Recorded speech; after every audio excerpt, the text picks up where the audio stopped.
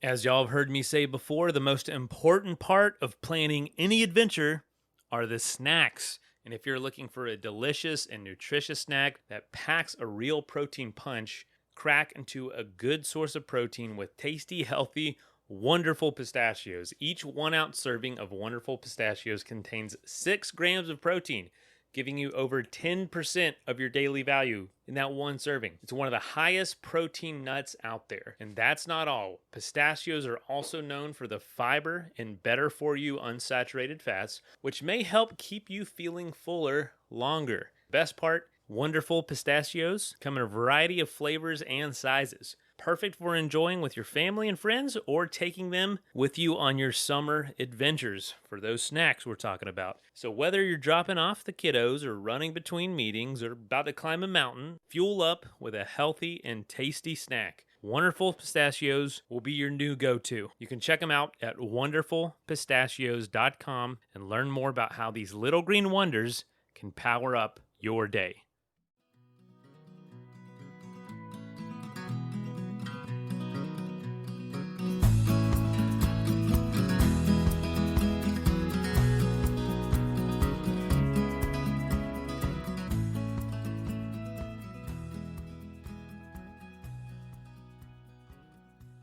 Hey folks, welcome to the Adventure Sports Podcast. I'm your host, Mason.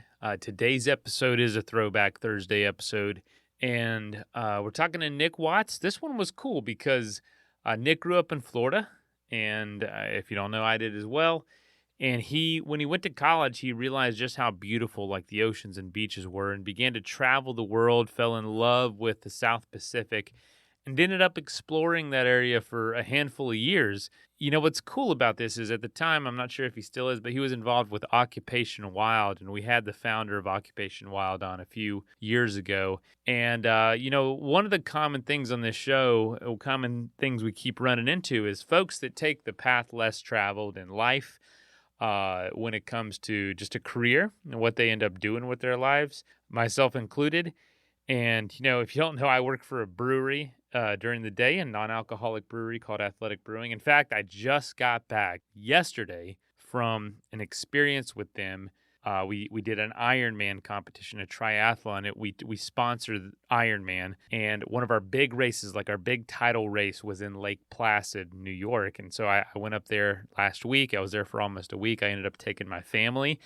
And it was just an incredible experience. And if you're on our newsletter, you'll notice that I wrote about it, how, it's not a typical adventure that we're used to in a lot of these episodes where you're out in the woods by yourself or having some unique experience. There's thousands of people doing this event, but it is an absolute adventure, and it is something really unique. And it's a strange path my career has taken me to that I never could have foreseen when I first started pursuing bike packing and bike touring in my college years.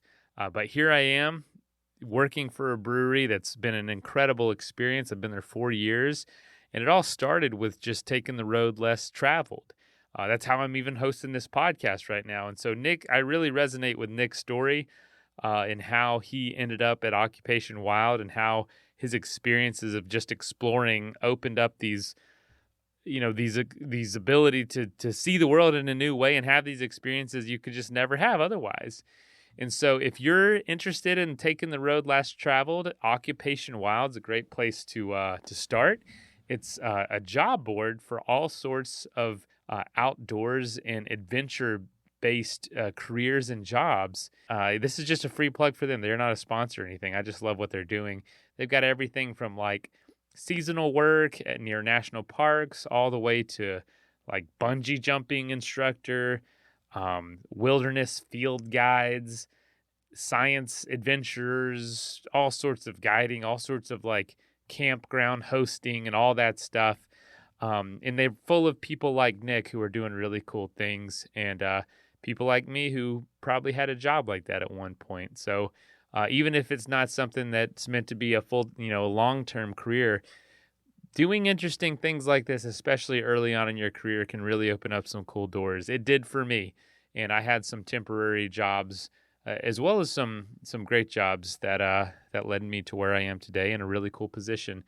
So, let's go ahead and jump into some of these stories that Nick's going to share with us.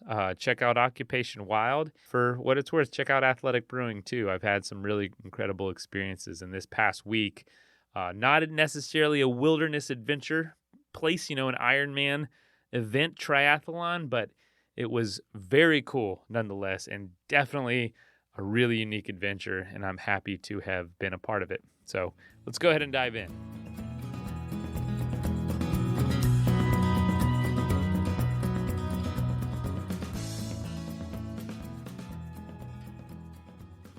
So, yeah, I kind of just want to get into your background, like where are you from, where are you living now, and also kind of what was it the last 5 years, or was it a 5-year period a while back?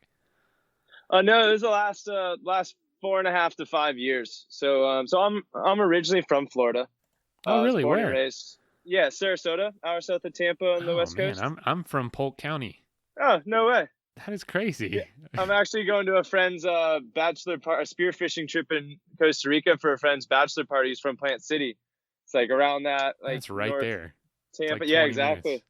Minutes. That is crazy, man. Yeah, that's so nice. Okay, so I sorry I cut you off. So you're born and raised in Florida? Born and raised Sarasota. I went to Florida State. I graduated with an environmental science and spatial geography degree. And then, I originally had a job in Maine as a whitewater rafting guide as soon as I got out of school, and broke my ankle dancing at a Mexican restaurant 2 weeks before school let out. So lost my position as to be able to go through training and do that whole thing. It was kind of bummed that, everything was planned, and all of a sudden in a 2-week period, first time my life changed, all the cards are out the window. Oh yeah. You're struggling. You're a new, hopeful post-college graduate. The world is mine. And then all of a sudden plans out the window. You got to adapt. I had an amazing family. My sister reached out and was like, you know what? She was in Boulder, Colorado at the time. She's like, come do a little change, come out. You can stay with me, figure it out, get a job at a restaurant and do whatever. So I kind of, in the first step, just said, yeah, sure. I've gotten in. There's no reason for me to be here. So I sold everything and packed everything in the back of my Jeep Cherokee and went. Ended up living in Colorado, worked at a brewery in Boulder, moved up to Winter Park, lived and worked in the ski town. So in the winter, I would work as a bartender for the Foundry, which was a movie theater, bowling alley, pizza kitchen in Winter Park. And then in the summer, have you? Yeah. I helped open that restaurant. What time of year was it? When were you there? It was I think it was early winter, honestly. I think it was like October, but a snowstorm came in. It was right before ski season. And I was like, man, we need something to eat tonight. And that was like the only place that was open. It was before, so it was really dead, but so still cold. Know what the space looks like. It was a cool space to work for, but large. You're walking a couple miles in a shift, and you're serving the bowling alleys there. And it actually turns out in the wintertime, that's like a big ski patrol hangout. They've got bowling leagues and that sort of stuff. So I got friendly with the ski patrollers, and they mentioned they had a bike patrol. So I kind of got that job at bike patrol. So I was a downhill mountain bike medic for 2.5 years. It was that job. So I was an outdoor emergency care technician for a downhill mountain bike park in Colorado for about 2.5 years, until I broke my left leg, right arm, and almost broke my femur at work. So holy crap. This was a week after my sister's wedding and 6 months before I bought my plane ticket to New Zealand in 2014. To me and my buddy Steve, we're going to move to New Zealand to teach each other and kind of learn how to surf. So as I've been living in Colorado for about 3 years then, I'm a Florida rat. I'm a water native. I need the water. So I decided to take off for the sea for a 6-month trip to New Zealand.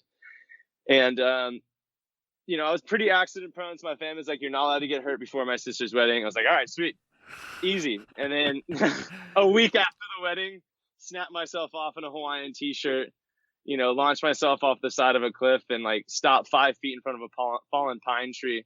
So I went 45 feet over just bare rock and rubble and almost impaled myself on this pine tree if I'd gone any quicker, but got very lucky. A lot of people consider my guardian angel to be an alcoholic because I get into bad situations, but end up on the other side.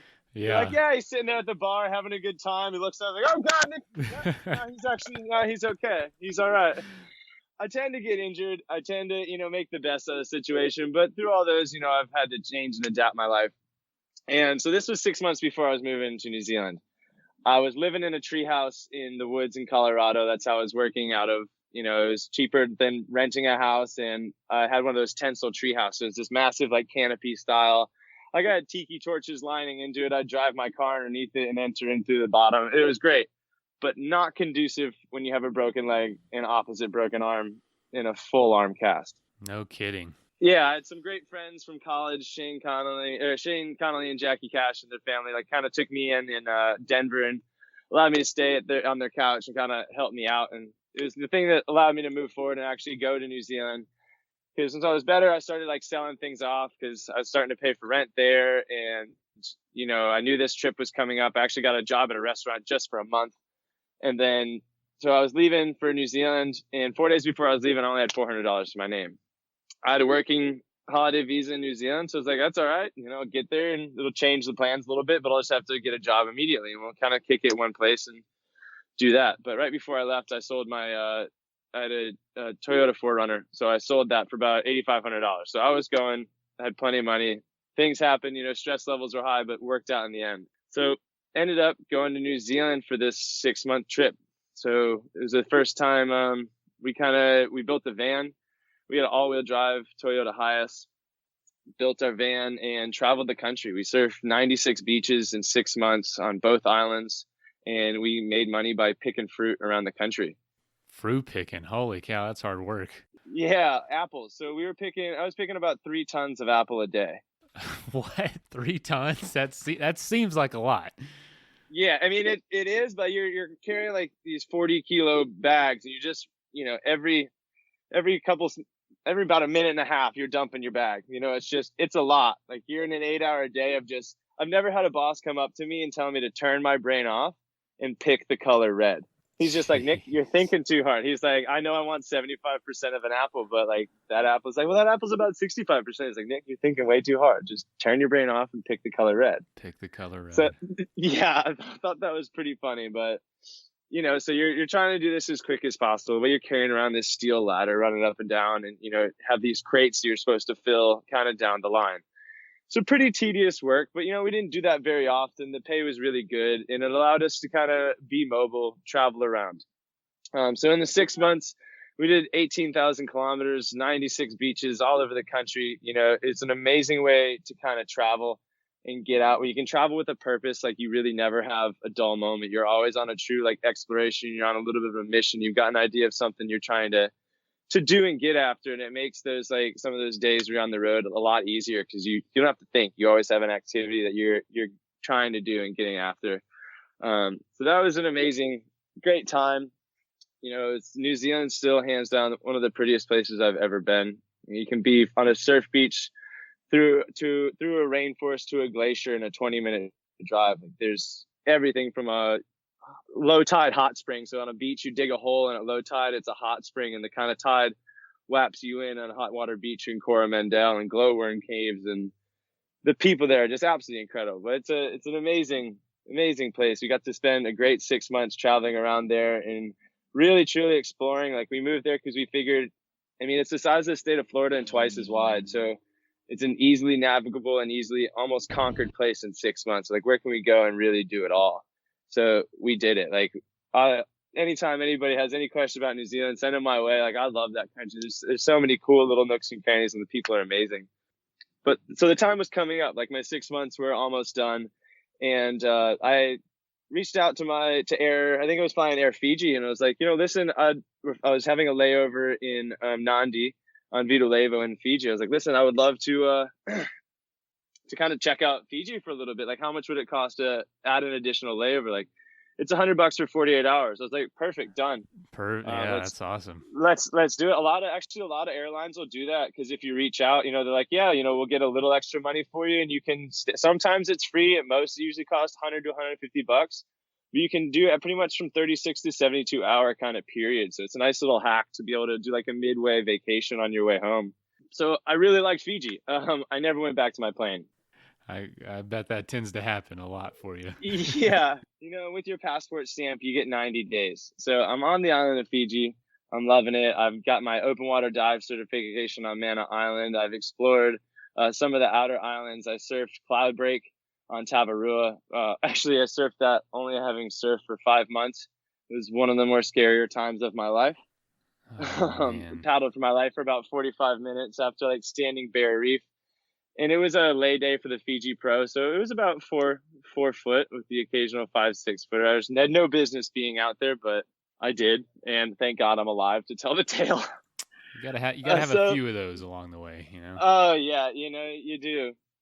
So in Fiji, starting to realize, hey, I need to start figuring out the next step. I knew I could get a working holiday visa in Australia. Everything kind of in my life before this was really pointing towards Australia. I wanted to add it to the list, but I picked New Zealand first because it was a smaller place. So I start going to the marinas. There's 2 marinas. One in, I want to say it's Lenakau, above Nandi, but that could be on the island of Tana and Vanuatu. I get the 2 confused. And there's Sabu Sabu on the other side. So the island of Vita Levu and Nandi, which Fiji has 333 islands. It's a big sailing, like cruising port for people on boats. There's only 2 marinas.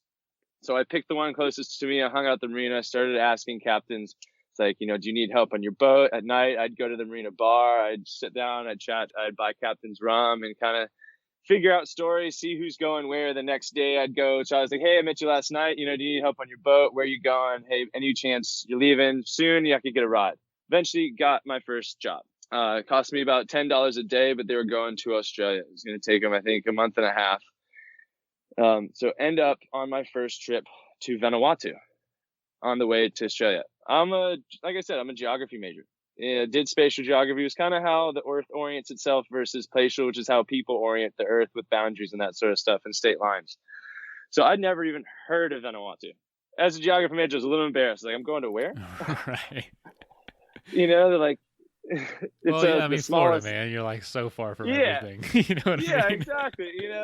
I totally get that. Yeah, it's at Florida State. They're like, we have classes on the South Pacific. There's a lot going on. There's too much to cover in like a 2-week period of this class to be able to showcase everything. So if you want to learn about it, do your own self-study or take this class. There's too much to like kind of dive in when it came to world geography and that sort of stuff. So I'm like, yeah, sweet. All my entire life, I wanted to be an explorer. I'm going to uncharted territories in my mind. I'm like, yeah, this is amazing. So on my way to Vanuatu, we end up going through the south. So we go to this island of Tana, which is has the world's most accessible active volcano. And it's called Mount Yasuri. And you could see it coming in, and it's constantly always erupting. We show up to the port. The first time that I kind of got in my head that I kind of wanted to leave this boat is we showed up to this port, and the captain didn't let any of us know that we needed to have money to come into the country, and he didn't bring any money either. So none of us on board had any cash, which is something you need for port of entry, and most captains in the world know this. And it's not on the crew to pay this money anyway, but if we'd have known, like, we would have been fine paying it. So it's like the captain's running around to other boats trying to figure out how he can scrounge this money up so we can get ashore. Eventually we get ashore, and again, no money. There's no ATMs on this tiny island. So we're walking everywhere. We actually took the same walk that Captain Cook took from Port Resolution Bay to Hot Water, what was it called? Hot Springs Village or Hot Water Beach. It's right around this village that lived at the base of the mountain. So Wow. one of my sailing mates had read the book of Captain Cook and had been there before and had taken this path. And we found these girls that were fishing that were going back to the village, and they led us through this path on like the footsteps of Captain Cook, which is really cool. I've read the book as well. And it's just, you go to the base of this volcano through the rainforest and then to the ash fields where there's wild horses, and you're coming up, and this active volcano is just always rumbling and smoking. And then there's this village that lives underneath it that has, they're living in thatched roofs and huts above the ground because the tide will come in. And I've been to the Caribbean, I've been around, like, I've never really seen this way of life before. Like when we parked our boat, people came up and dug out canoes and were offering fish to trade for certain things. Like it was true. Like I really started to feel like I was out there really exploring something that not many people have ever really witnessed or seen.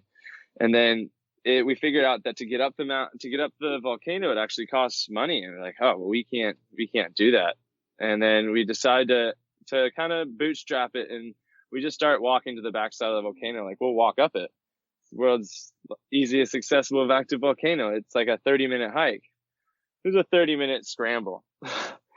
So we start walking, and the sun's going down. All of a sudden the mountain's shaking a lot. We get to the top, and you see the magma just erupting, launching balls straight out of it. Like it's actively gurgling and spitting, and you're up there. My adventure brain's like, yes, this is awesome. Like, this is super cool. My science brain's like, you don't know what's underneath you. You don't know if this cliff's been undercut. You don't know how active this volcano is. Is this thing going to erupt any second and scorch your face? Are you in danger? Are you safe? So it's like, we were up there for about 7 minutes. Yeah, what a way to go, though, if you did. Yeah, right. What happened to him? How did Nick die? He fell in a volcano. Yeah. Active. Volcano got him. Volcano got him.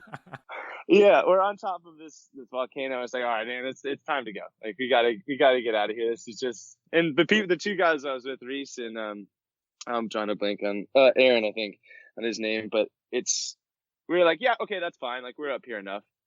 So we head down.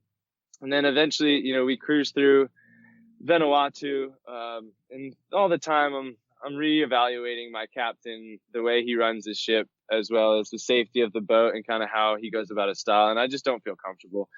So when we get to the island of Fate in Port Vila, where we're kind of reevaluating supplies and getting gas and water and that sort of stuff, I decided, like, I'm not gonna go anymore with this captain. I don't feel safe to spend another 2,500 nautical miles with this person in open ocean. Why was that? What about it? Let's take a quick message break and hear from the folks that help make this show possible. That is plenty of that for now. Let's get back into the episode.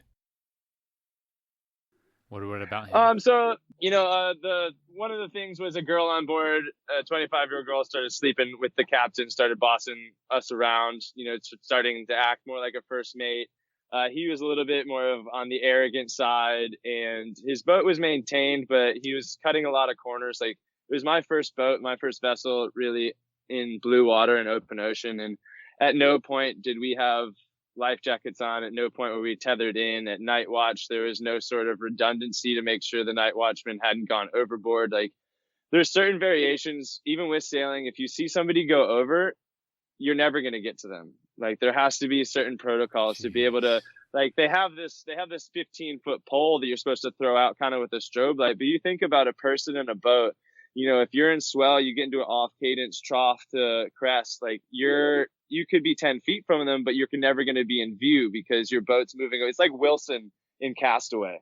Like, he's right there, but he's just going in the opposite direction. And it's not like you're on a motorboat where you can just turn the engine on and turn around. Like, some of these boats, if they're made of concrete or steel, they could weigh, upwards of 10, 20 ton. Like, turning this thing around, stopping this thing, and figuring out how to reevaluate wind and get back to you is a mission. You're in too large a seas. You can't launch the Zodiac. Like, there's certain protocols and redundancies that I figured out later, but I was cautious about then, that you really need to have to run a safe vessel.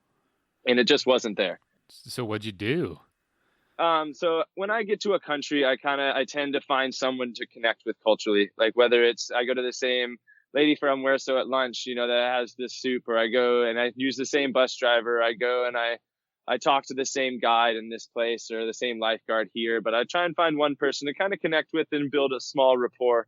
Even if you don't speak the language, it's kind of nice to have that little thing, where maybe a week out of their life, you were, part of theirs. Yeah, for sure. So in that, I found this guy, Nono Jones, who is our bus driver. When we were on the island, he took us like around to like the snorkel spots and like showed us a little bit about the island and told us a little bit about the history. But he speaks Bishlama, which is pidgin English. So when the missions like came to them, they taught them English, but they never taught them how to like kind of write it. So they've developed the phonetical English, that there's no vowels, there's no rhyme or reason to the way they kind of write. It's sounded out. So when you look at a sign, you're reading a sign, you're like, what does that say? And then you kind of sound it out and you're like, oh, okay, I guess that makes sense. Like, me want them a bintang is like, I want a beer. Like, it's just a variety of different, it's Creole English, it's pidgin English, it's Bishlama, it's all kind of the same sort of variation there. So when I mentioned to him that I was thinking about leaving the boat, he graciously offers, like, well, you live with me. And I was like, oh, well, I really don't have any other options. That sounds okay. So I end up living with him in his village in Vanuatu for roughly a little over a month, close to a month and a half, while I was, actively looking for other boats to kind of continue this journey towards Australia. Like, everyone asks, like, what are you doing? It's like, well, I'm on my way. I'm just kind of on my way to Australia because I know I can get money there. And then back to the van in New Zealand, like, I don't rent cars or rent houses. I like to, houses obviously, but I like to, if I'm going there to buy, I'll buy a vehicle. It's something I can get around with, and I've invested that much money into it to be able to have something to take back with me to, fuel the next step. So when Steve and I built our first van, we actually sold it for $2,000 more than we bought it. So we split the profits, and that kind of fueled my leg through the South Pacific. But I was conscious about my money levels. I knew at the rate, like, I needed to kind of reevaluate and get to a place. But I lived with Nono's village for about a month and a half, waking up every day. I'd work in the garden. I'd fish with them at night. We'd make kava. And it's different than Fijian kava. It's a fresh kava, so you're not drying it out, like, you're making it in the river and doing the entire process. And like, that's big in their culture, is they don't really drink. It's kind of hard for them to drink. Their bodies can't physiologically kind of really take the alcohol. People that have been introduced to that gene that haven't been introduced before the 200 years, their physiology and their brains kind of react differently. They can get violent, they can get depressed. I've noticed it in different places in the world, but it really doesn't blend with them, and they have a hard time with it. But they drink this kava, which is, it's a root that has like psychotropic and psychoactive probabilities to it. And it's just this pretty much muddy water that you kind of drink out of a coconut shell. Does it taste like it too? Yeah, it doesn't taste good. It's really bitter and kind of gross, but it's the cultural thing to do. It's like, I did some rainforest conservation when I was in college in Ecuador, and you're doing kind of the same thing there. They have chicha, which is like this masticated yucca that the village people chew, like the women of the tribe chew on and spit back into a bowl. Like, that's all they drink. They don't drink water. So it's like, sometimes you're in these situations, you just kind of got to bite the bullet and go with the flow. Whether it's part of it, huh? It's part of it. It's part of the journey. It's part of the unknown. Like, you don't know what it tastes like till you really give it a go. And, it's part of their culture. So you're in their culture. You should be a part of it too. So you kind of got to just give it a try. It was interesting. It wasn't my favorite thing in the world, but obviously I learned to make it. I was part of that. It was the, gender societal thing to do. So I was part of it.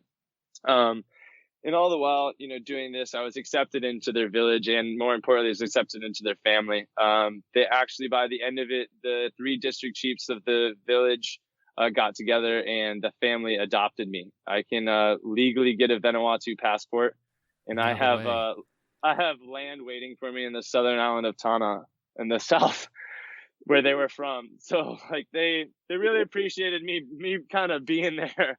But it was a really interesting culture to get to know, because like I said, I was always wanted to be an explorer, and that was true exploration. Like, there's an island there that essentially invented bungee jumping. It's on Pentecost. They're called the land divers. So they would jump off this 60, 79 to 90 meter self-made tower with 3 vines that they went into the bush and collected and tied around their ankles, and jumping over onto a pile of mulch. I have seen that. I have seen a documentary about that. Right? I think it's on a People's Planet, or the cultural, like, kind of Blue Planet style documentary. Yeah. It's like isn't there like a ceremony or something every year around Yeah, it? exactly. It's becoming a man, and it's becoming how strong you are in their culture, as well as like showing how close you can get to God by how close you can get to the ground. And there's no measurements. They're just going into the bush and whacking down vines and tying them together and giving it a jump. So it's like that sort of style of culture. And then crazy. They have a massive, like, really big underlying black magic culture as well. Like, there's still active cannibalism. There's still active sacrifices. Did you run into any of that? I didn't. I was on, actually, when I did my advanced dive certification on Espiritu Santo in the far north. So I did on the USS President Coolidge, which is a 1942 troop carrier. It was an old luxury cruise ship, but they turned it into a troop carrier back in the war, and it just sunk right offshore. So it's a cool shore dive. But on the far northeast end of that island, you're advised not to go, because there's a tribe of pygmy cannibals We're talking like 3 feet to, dwarf size pygmy people that will like hunt you down in the tall grass and eat you. No freaking way. I mean, while I was there on an island, there's a guy that got convicted, tried, and eaten by a neighboring village because he was convicted of turning into a shark and eating another guy. Of like physically morphing into Like a shark, physically like black magic morphing stuff. into it. Yeah, black magic, So you got essentially. So like accused of that. Holy crap. they have 100%. They have wizards. They have magic men. They have all sorts of variations of these magic people, and they, as a culture, they really don't like to travel inter islands unless they're traveling with a white person, because they call you white man. They believe, like, it's not that you're above them or anything. It's just the cultural thing. But like, they believe the fact that because we're above it and we don't believe in it, that the magic men are afraid of our confidence in that, so they will stay away from them. So they're safe, they're comfortable with kind of navigating around with us, versus just they don't feel comfortable going to an island alone, because they feel like if they get touched, they'll bring some bad juju back to their village and their family, and things will start to go awry because it's happened in the past, or some story from some grandma down the way. It's all passed down by, verbal lineage in essence, because they didn't really have such a writing culture. So what was your take on all that? Were you like, oh, forget this? Or was there a level of danger, even not believing in it, but just feeling threatened that someone would do something to you? I never really kind of felt that threatened. I was obviously more aware of my surroundings and kind of where I was. But, I also had people that were looking after me. I had people in the culture that kind of had my back as well. So I never really felt, too exposed in that degree. But they definitely kind of allowed me into their culture and told me different stories of past and present and kind of what's going on. Like back in, I think it was 2014, right before I got there, or 13, they had a big cyclone that came through and really ravaged a couple islands. But it's believed that, so Molecular and Ambrum are right across the channel from each other. They're pretty close. And it's believed that a magic man paddled in a dugout canoe from Ambrum over to Molecular and dug 2 coconuts and put them on the sand. And then that's why that the cyclone came and ravished Molecular, but didn't really touch Ambrum, because it was hunting for the coconuts. And what do you do when they're telling you, when they're explaining this to you? What is your, are you like, what are you thinking? I'm like, oh yeah. I'm like, oh yeah, that makes sense. Coconut's bad. You kind of just accept the fact that, like, this is, guess. Yeah, you entertain it. You think it's like, where am I? Like, what did I just listen to? But kidding. Then you also think it's like, this just shows you how far out in the middle of nowhere I truly am. Like, it's the smallest South Pacific island chain. It's 2,500 nautical miles from the coast of Australia. It's 500 nautical miles from Fiji. Like, it's out in the middle of nowhere. There's even a book written about the islands. It's called The Cargo Cult. So back in the day, we used Vanuatu as a strategic kind of naval base. That's why there was that wreck in the North Island. But in a couple of the southern islands, we would do cargo drops just in case we needed the island in preparation. And there was tribes that lived there that had never seen a plane before. They'd never witnessed any of these goods that were dropped, and they completely disregarded all of their beliefs and started worshiping the planes. Oh, no way. They started worshiping these cars. And this isn't 1940. This isn't like in the 1800s. Like, this is a relatively, there's planes. Yeah. There's war, there's things going on, and they're just on this island and have no idea of what's going on elsewhere. They're living essentially in the Stone Age and seeing a plane and like, what is that? Throwing spears and shooting arrows at it, So I'm here, I'm again working towards finding my way back on towards Australia. I leave notes in the marina. I actually had a small business swimming around the marina with some of my brothers or village people that I was living with. And we'd clean boats. We'd free dive and kind of scrape holes because there's no place to take the boats out of the water. For one, it was a good entry for me to start a conversation with the captains that were in the marina. Like, hey, where you going? I noticed you got this. Like, oh, let me help you with this. And also, I'd like to talk about maybe helping you out throughout your way on the way. So we'd, make some money and kind of scrape the holes of the boats, because it does really make you go faster. And if you're in the ocean, if there's anything that life can attach onto, it will. The ocean is extremely resilient. It'll always find a way to bring you a little hitchhiker on your sailboat.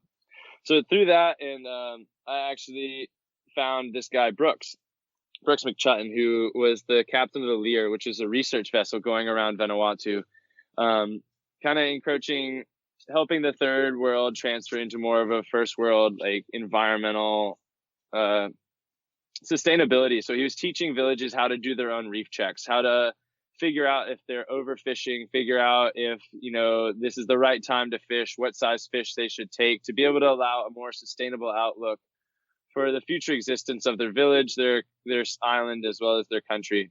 So he was going around doing this, and me being environmental science as well as sailing and water nerd, I loved it. I had an amazing time and I learned a lot. So he trained me as first mate, and we actually did a windward sail back to Fiji, because I knew in Fiji there was a lot more boats coming through. There's a lot more traffic. I'd have a better chance at finding, a ride to Australia. So I'm on my way back to Fiji for the second time. I just spent a month and a half living on a dirt floor with a village. So during this time, are you actively trying to get to Australia, or is it kind of like I'll get there when I get there? Are you like chomping at the bit saying I got to get to Australia? No, I'm on the ride. At this point, Yeah. I've got savings. It's not a monetary thing. It's about July. I understand that with seasonal work, you kind of need to get there in the off season. So I really wasn't in any rush. I was like, I'll get there. I'll figure it out one or the other. Yeah, I'm moving backwards, but it's just for another experience to move back forwards again. Like maybe I'll end up in a different island. Maybe I wasn't thinking anything. I was just kind of out there just to keep moving forward and learning and trying new things. And while on this vessel, he actually took me under his wing and taught me to be first mate and paid me $300 for the crossing. So this is my first paid job as a sailor. I was taught weather forecasting and boat dynamics, diesel engine work, battery installment, as well as upkeep. And then also radar, sonar, and a variety of different weather forecasting and navigating tools to be able to kind of be second in command on the boat.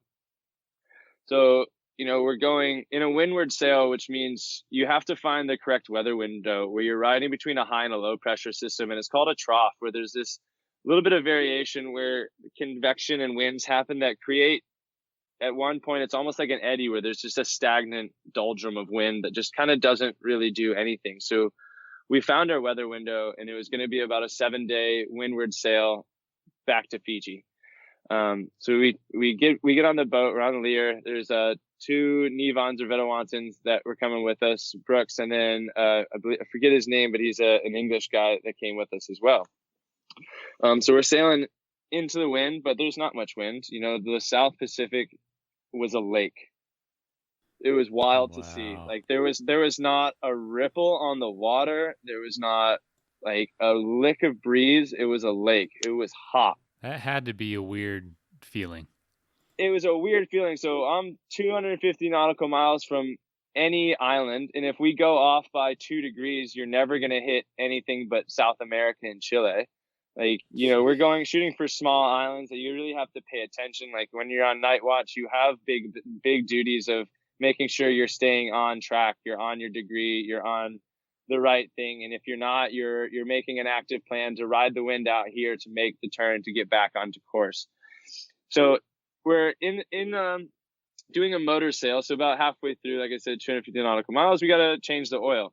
So the South Pacific is a lake. It just looked down. It's just crystal clear. It goes down to just different variations of darker blue. I look at Brooks and I'm like, man, I've never seen any water like this.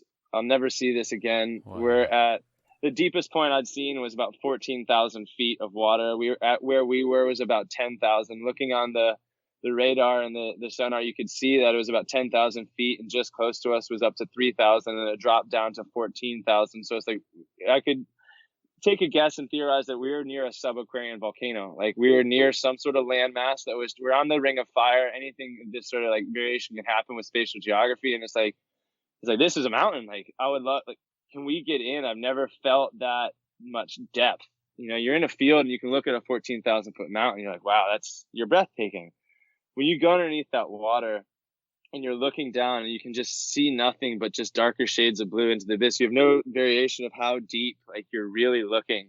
it could be hundreds of meters of visibility. It could be thousands. It could be, 10 feet. But then you turn around and say you're about 10 meters down, you're looking up, and you just look up and you can see the boat perfect. It's not really bobbing. It's just kind of moving. And there's a little refraction on the water line of the boat, but it's like you could almost breathe. It's like you're outside, but you're underwater. It was the most surreal, crazy experience I've ever had in any water field. And it was, I'll never forget it to this day. Like, I have a really cool picture of it, as well as you can just kind of see just how clear the boat looks. And Brooks, on it when we were jumping in, he's like, I give you guys about 10 to 15 minutes. I was like, why are you gonna be done that quick? He's like, no, I just wouldn't trust yourself being out there splashing around like an object in distress when you're this far outside of any landmass. Something that's migrating by is going to pick you up from 100 miles away and come to investigate. I was like, thanks for the vote of confidence. I really appreciate the positivity. Yeah. Then jumped in. It's like, well, at least it's clear. I'll be able to see something coming. So needless to say, we didn't really stay that long. But it was a wild experience to see that clear and translucent water. It was amazing. I bet. I mean, did you see anything approach you while you're out there? No, nothing was out there, thankfully. Good. But good. I mean, you could see, like, if you went down and looked horizontally, like, you could just see everything. Like, just, it went for miles. You felt like you could, because there's just blue. All you could see was different colors of blue. It was wild. So back on the boat, we finished the sail. It took us I think it was 7 or 8 days. So it took us the full amount of time. Sailed into Fiji. And then, I helped Brooks settle up the boat for cyclone season. He was heading back. He owns Berkshire's Sweet Gold, which is this organic syrup factory and farm in New Hampshire. And then he does this in the winter.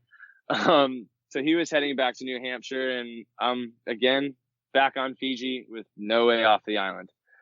So this time, since I came in under a captain, I had to either find a captain or buy a plane ticket to be able to stay. So while I was underneath the captain, while Brooks was there, I'm frantically looking for another boat, because as soon as he leaves, there goes my ability to stay in the country, because with him leaves my visa, because I'm under the captain's rule. I don't necessarily have to have a visa, but since I'm under his command, I'm under the captain's visa. And once he leaves, I'm out of luck. I either need an exit plane ticket or I need another captain to sign me on.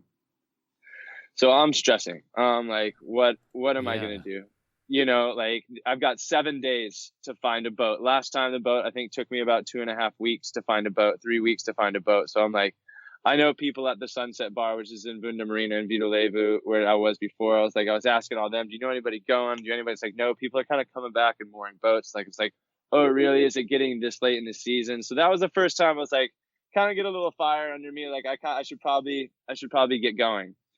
Because summer's approaching and that's their cyclone season.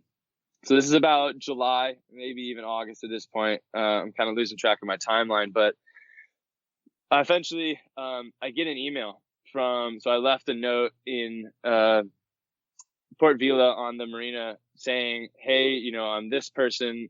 This is my story. I have this amount of experience. I'm doing this sail right now to Fiji.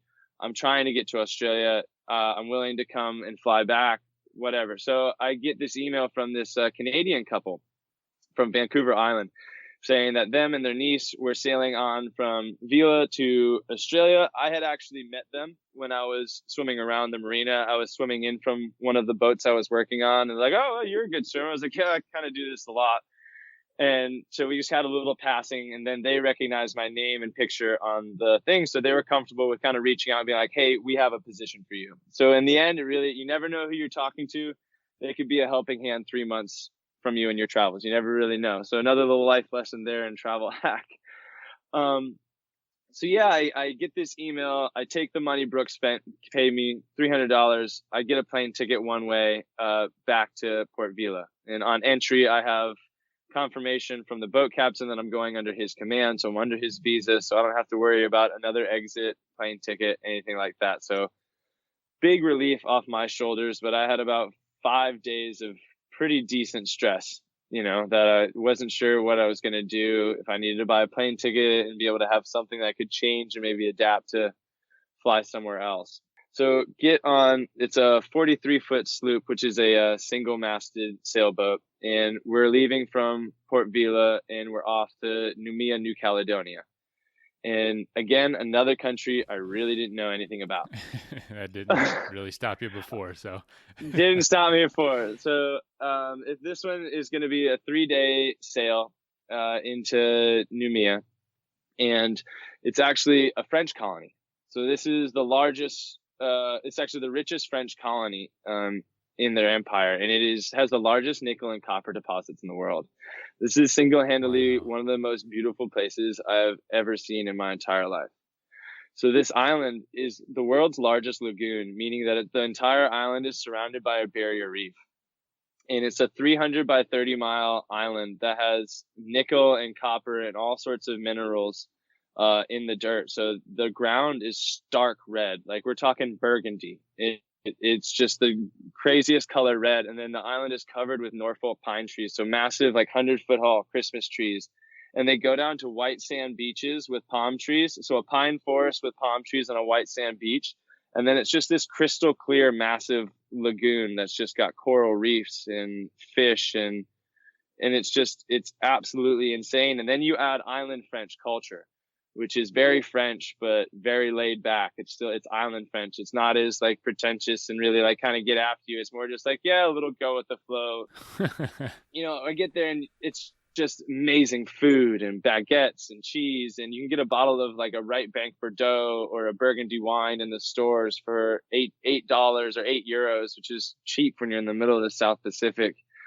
And it's just the most active and beautiful country where even the people, like I've never seen such beautiful people from the ages of like 25 to 40 and just active. Everyone's either kite surfing or paddleboarding or hiking or skateboarding or doing all these various of activity. And since it's a French colony and French design, there's all these beautiful parks and everything around and wonderful promenades. And they really took into the architecture and like urban planning of the cities to have more promenades and like coastal walkways. And it was just because it had so much money, it had all these aesthetics from old world and new world. And it was just an amazingly beautiful place. And we got to go down to the Ile de Pine, which is in the southern part of the island chain. And it's a very small island. So it's all limestone rock and big pine tree forest to white sand beaches and even clear water. As soon as you get in, there's dolphins and massive turtles swimming all over the bay. And you can see lemon sharks and leopard sharks swimming around. And you can tell if there's sharks and all these animals around coexisting, like you're in a healthy environment, you're in a healthy ecosystem. And with the limestone and all the karst topography, there's all these caves and like underwater aquifers. So I rented a bike one day and literally pedaled around the island and found all these caves. Like I love going into caves. It's one of my favorite landscapes. And some of these caves had such crystal clear water. You couldn't tell if you were stepping like onto a rock, if you're stepping through water onto a rock. So you get in and then these translucent caves and you can see a layer underneath the water that's a lot deeper, but you can tell that it's a saltwater barrier. So a lot of these caves are actually main inland, like on the center part of the island, but they have a saltwater access to the cave as well. So you can dive down like through the brackish barrier and like look up and like see like the different layers like kind of settling inside this cave in the middle of the South Pacific. So let alone I'm in my vision, living my best life. I'm finally fulfilled my dream. I'm an explorer. I'm out in the South Pacific, hitchhiking on sailboats, seeing places I never knew existed, communicating with cultures and people I didn't know were still around, and all the while being very amazingly lucky about having found these places and experienced these things with these people. And I'm almost there. Like I'm 1,000 nautical miles from the east coast of Australia. So what happens? Let's take a quick message break and hear from the folks that help make this show possible. That is plenty of that for now. Let's get back into the episode. In the process, this is now encroaching October, and I'm still getting that fire under me. Like I think I need to move. I need to get to Australia before November's kind of start of summer, December's peak summer. Like I really can't take any more time before I need to get to Australia to be able to find, first of all, a cheap house that's not with summer prices. as well as find a job before everything's kind of taken and people are set for the season. Yeah. So I started a conversation with my boat captain. I was like, listen, it's like, when are you guys going? Like, well, we think we're going to be here and explore some of the other areas of, the coast and country for another month and a half. I was like, I know I promised I was going to come with you, but, and help you with your sail to Australia. But at this point, I need to concentrate on my existence in my life, and I need to continue this jaunt. They were not happy with me. The wife gave me the biggest mom guilt trip. You said you committed to a time with us in this. I know she was scared because unfortunately on the way from Vanuatu to New Caledonia, our autopilot system broke, which is essentially a self-steering system that you can kind of put it on a degree. It'll hold your tack. It's pretty much sailing for dummies. It's made easy. So since this broke, we spent 3 days at sea in a hectic squall. So waves were pushing 5-6 meters, crashing over the overboard, and we had no automatic steering capability. So we were self-guiding throughout the night and day by a compass. So me and the boat captain switched 2 hours on, 2 hours off for 72 hours as we sailed to New Caledonia in this hectic storm. It looked like something. We had a clear weather window, and all of a sudden it came out of nowhere. And, thankfully we had reefed in our sheets at night. So we didn't get really laid down. So reefing in the sheets is bringing in the mainsail to be able to accommodate. So you're not trying to accommodate and adapt too much when the wind's already on you. You kind of have to prepare for the worst to expect the best in sailing. Yeah. Everything's more of a guideline than a rule. Even when you're pointing to an island, it's like, I'd like to go there, but in the end, the ocean and the winds are going to take you really where you need to go. You need to be flexible. And that taught me a lot with travel, is that with sailing, you just need to be able to go with the flow, because you can have an idea, but it's really up to Mother Nature and the ocean whether that idea comes together. So I think it got that sort of situation and had gotten in the back of her head, and she was really uncomfortable. Her husband was a professional sailor. He'd sailed for years. He's like, yeah, Nick, I got this. I understand. He was a little more okay with the idea, but still a little put off. Fair, but it was just a time in my travel. It was like, listen, I just need to be 100% selfish right now and just think about me, because this is my life and this is where it needs to go. So it was kind of the first time I took really control and said, hey, I know this is not the best situation. This is not what I would like to do, but this is what I'm doing. So I swam around to some other boats when we were in Ile de Pin in the marina. And eventually I found a boat that was actually actively leaving. He was this Italian guy on this really nice 42-foot catamaran, but he was sailing into Newcastle to sell his boat.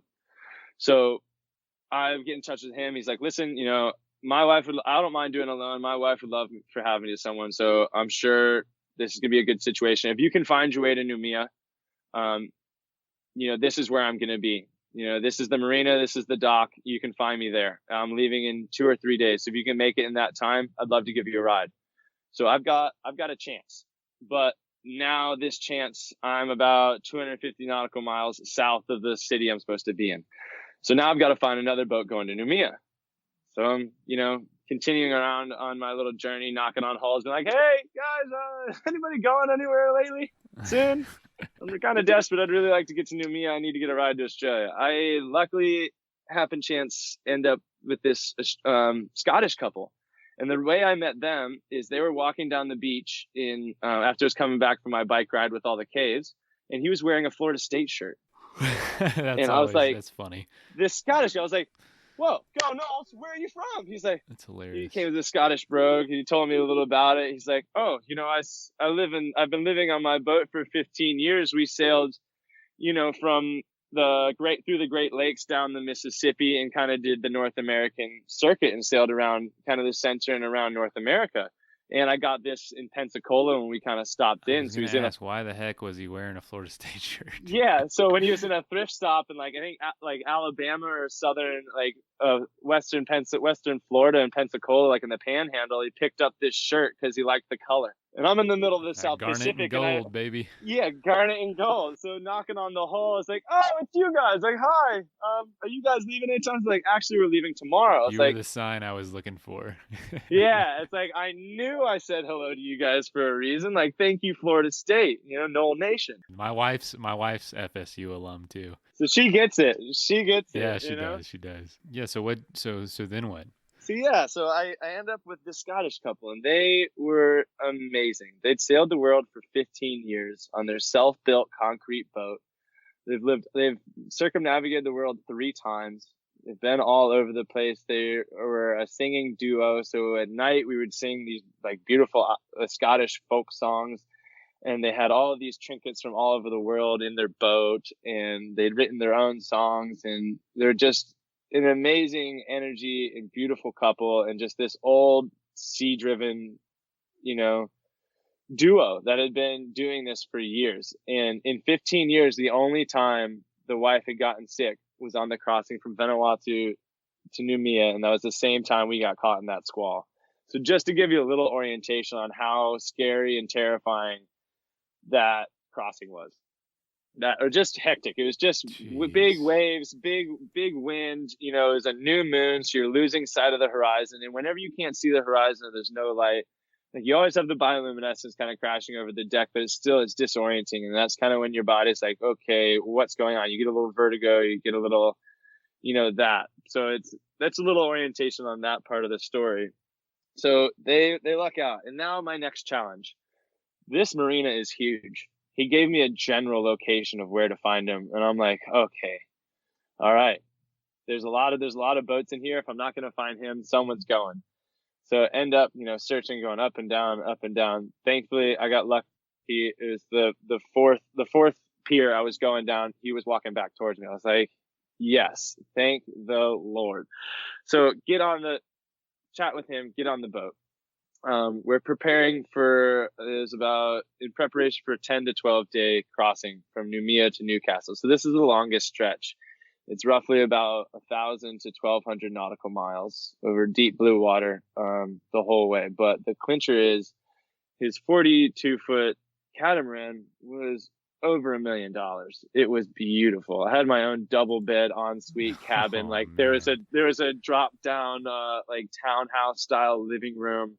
It was a massively wide front, and catamarans are awesome. So there's monohulls and catamarans. Monohulls are true sailboats, and they're going through when you're on tack and going, you're living life at pretty much this 40 to 65 degree angle. Like your boat is keeled over and you're always moving, you're always going. So, being the new guy on the boat, you're always on the tack side. So you're continuously falling out of your coffin shaped bed if we hit a side wave, or you're trying to wedge yourself kind of into a specific area to be able to handle the curve of the boat.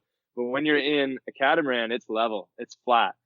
Monohulls are for true sailors. People kind of scoff on catamarans. They call them noisy. Catamarans are luxury. They are lush. There's so many different variations of livable spaces on this boat. And a livable space on a sailboat is kind of defined by how many people can accommodate. 2 to 3 people can accommodate that space to be able to redesign that space. So on monohulls, there's very few. But when you talk about catamarans, you have the deck, you have the netting, you have the back of the catamaran, you have both pontoons with your actual livable space, you have your drop down kitchenette and area underneath. But the waves are always crashing, kind of slapping the bottom of the boat. So some people they can't get past that and they don't like it. I thought after my time on monohulls, I was on 4 boats before that, it was a wonderful way to end my travels and continue on. It was luxury. So this captain was extremely interesting. He didn't have a stomach. Okay. So he had a lot of gastrointestinal issues that required him to actually remove his stomach. Oh, so literally didn't have a stomach. I thought you meant literally didn't have a stomach. Not that he didn't have the stomach for sailing. Literally, he had his stomach removed. What? So he could only chew small morsels of food, really chew them up, and then majority of your breakdown of food happens in the slab of your mouth as well as your esophagus, and then in your small intestines. He couldn't really overload him, and then he was stricken with rheumatoid arthritis that had turned systemic, meaning that it was attacking different systems in his body. And this was about 6 years before I met him. He got in touch with a doctor that expressed a vegan diet that would cure him in California, and it worked. So he turned vegan 6 years ago, and after a year, the rheumatoid arthritis has reversed itself. He was literally becoming crippled. He's no longer crippled, and he sailed the world for 5 years, all by turning vegan and removing his stomach. Jeez. So it just shows you the amazing power of your gut, and what you put in your body truly does matter. Absolutely. you know. So that was a wild story, but in the meantime, it required me to go vegan. And he's like, in the process, he's like, you can buy some meat. Like, I don't care if there's other things on boat. But I was like, you know what? No, I'll fish and I'll give it a go. Like, I don't really picture myself ever going vegan, but I'll give it a try. Like, this is my time. I'll take the opportunity. I'll learn something about myself and that sort of lifestyle as well. That entire trip didn't catch a single fish. So you were vegan for the whole trip. I was vegan. And I was about close to 2.5 weeks that I was vegan. And the food was great. It was amazing. It is a bit more expensive, but it was delicious. I found I couldn't get the energy, at this point you're on watch, you're on your feet. And even when you're standing, the boat's moving, like your body's constantly adjusting and your metabolism's really cranking. It's a very healthy lifestyle. I love the boat life. So in that process, I kind of was like, yeah, you know what, maybe it's just not for me. But I feel like if I'd given it another couple of weeks, my body would have acclimated to it, and I could have found the energy that the foods would have given me. So that was another insight in the life. And then I make it to Australia. So I'm there. I've made it. Like, it's the culmination of this journey, and it's kind of where my story takes a turn from true exploring to traveling. Like, after that, I was like, I still wanted to explore the country, but I showed up to Australia with $400. It's like, I need jobs. I need jobs. I need a van. I need to start exploring. So that's when kind of life settled in Australia really really happened. And how long were you there? So for that, I was there for 2.5 years. I was there 1 year on a working visa, and then I had a friend group and I had a girlfriend, and so I had an international relationship. So I tried to make that work. So first, the love of my life, at the moment, but it just turned out that it's just the wrong time. We wanted different things from life. I hadn't found occupation wild yet. I hadn't found kind of a job that was going to fulfill me. So I was still kind of floating around using this, like, hey, I'll find the space, I'll find the girl, and I'll find the job. And then changes, like, I'll find the girl, I'll find the job, I'll find the space. And then it was like all continuously trying to change to find my true variation of life that I really wanted.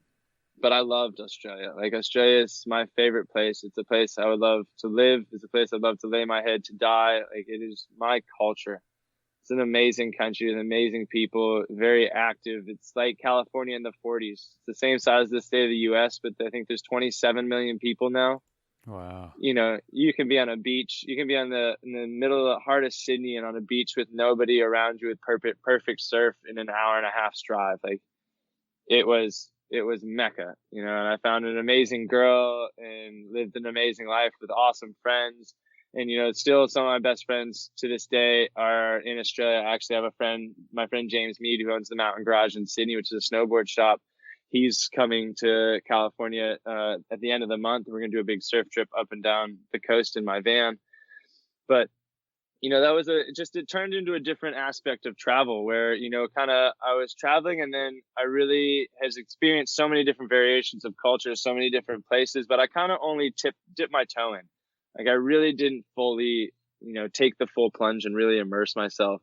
So when I got to Australia, I really enjoyed the culture. It was an English speaking community, so I could, make friends and communicate easily. So it's like I really dove in and kind of fully immersed myself into that culture. And I fell in love. I love their outlooks and view on life, and just the way the country is set up and is moving forward is just it's really refreshing. And it's a beautiful place, and there's untapped exploration and wonders there as well.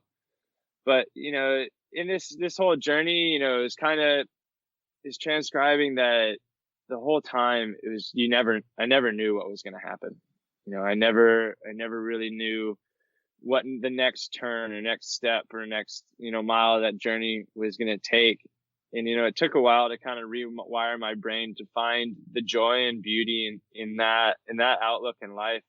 And to be able to truly kind of look back on my time with that and know that anything is possible.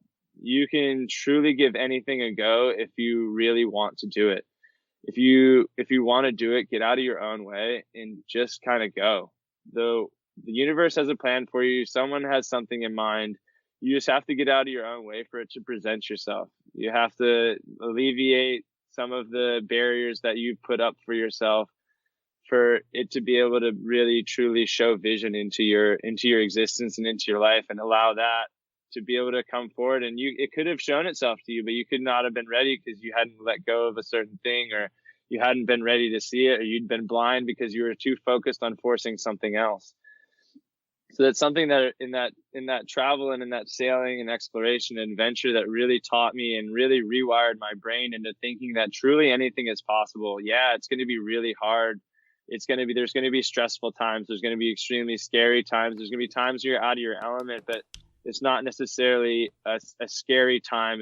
To me now, it's more of an exciting time. It's a time of a challenge. There's a time to really test yourself and see if this is going to work. Is this where I really should be? Like, what's the outcome to this? Like, what's the best outcome? What's the worst outcome? Like, I know this is going to be hard, but the juice is worth the squeeze. Like, it's going to come together, and be positive and truly have faith in yourself that something right is going to come from it. That's awesome. And now you eventually kind of morphed into, I'd love to just mention, for you to talk about how did you get involved with Occupation Wild, and what is it? Yeah. So to bring that into play, actually, I got a job as director of client relations for Occupation Wild, which is an online job board for outdoor adventure and travel industry jobs, by my story, by living my life through the South Pacific. So through being on Courtney's podcast. And again, and you never know who you're talking to, but through two Patricks and a podcast, I got the job with Occupation Wild. So I was working at a fine dining French restaurant. Two Patricks and a podcast. Two Patricks and a podcast. Sounds like a book. Yeah, right. So I was working at a fine dining French restaurant in Carlsbad. It's a new one called Jeune et Jolie. And I worked with this guy named Patrick, handlebar mustache, awesome guy. He used to live in Hawaii. And, we got chatting, and then his old roommate from Hawaii came into the restaurant, and his name was, ironically, also Patrick. So after work, we go to our local favorite dive bar called the Poorhouse on South Oceanside, listen to some music. And, Patrick, not the Patrick I work with, but Patrick Otterson, who starts, asking me, he's like, what's your story? And I start telling him a little bit about, my travels, and I just kind of gotten back from Australia in November of 2018. So kind of fresh off the boat at this time, was still kind of acclimating back into American culture and that sort of situation. And he's like, oh my gosh, this is an amazing story. Like, you have to meet my roommate. And it turns out his roommate is Courtney Condi, who owns and operates Occupation Wild. It's like, she's starting this podcast. Like, this is an amazing story. Like, she'd love it. And then, little be known to me, it turns out he came back to her house that night and came screaming into the kitchen and goes, Courtney, I've met someone weirder and crazier than you. And he's like, you got to meet him.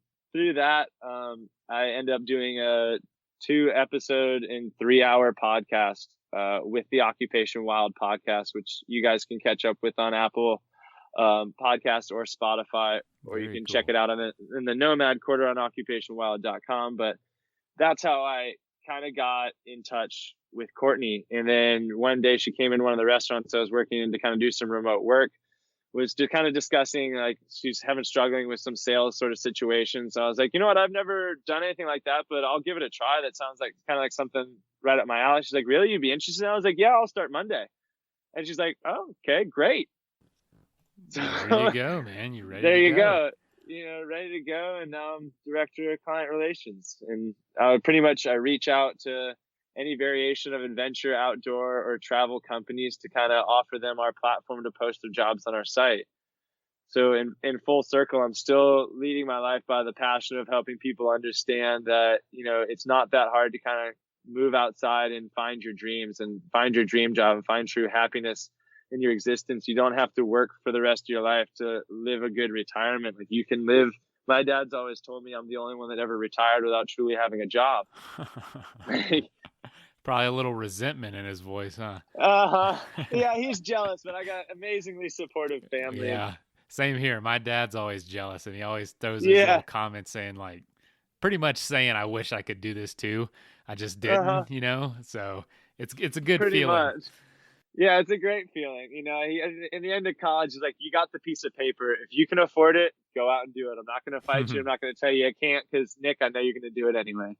So I got really lucky with that side of my family as well. And then I got amazingly lucky working with one of my best friends, Courtney. Like we've grown super close. She's an amazing person. Like I love working really close with her. We're co-hosting the podcast together now called the Occupation Wild Podcast. I mentioned where you guys can find that, but it's just really showcasing people living outside the 9 to 5, just showcasing the average Joe that went out there, changed their life because they wanted to change it for a smile. They wanted to change it for something different or move forward in something bigger than themselves. And just, it showcases just that anyone can do this. It's hard. It takes some work, but anyone is capable of literally anything. And you can go out and do it. You just have to get past yourself and give it a go. Man, what a story. That's awesome. And, you're trading in one style of adventure for another, helping other people do what you've done essentially and build something with their passions. It's got to be very rewarding. I've definitely, there comes a point with every adventure where you get to that point. You're like, all right, I actually need to work at some point. And if you can do something like this, man, that's just awesome.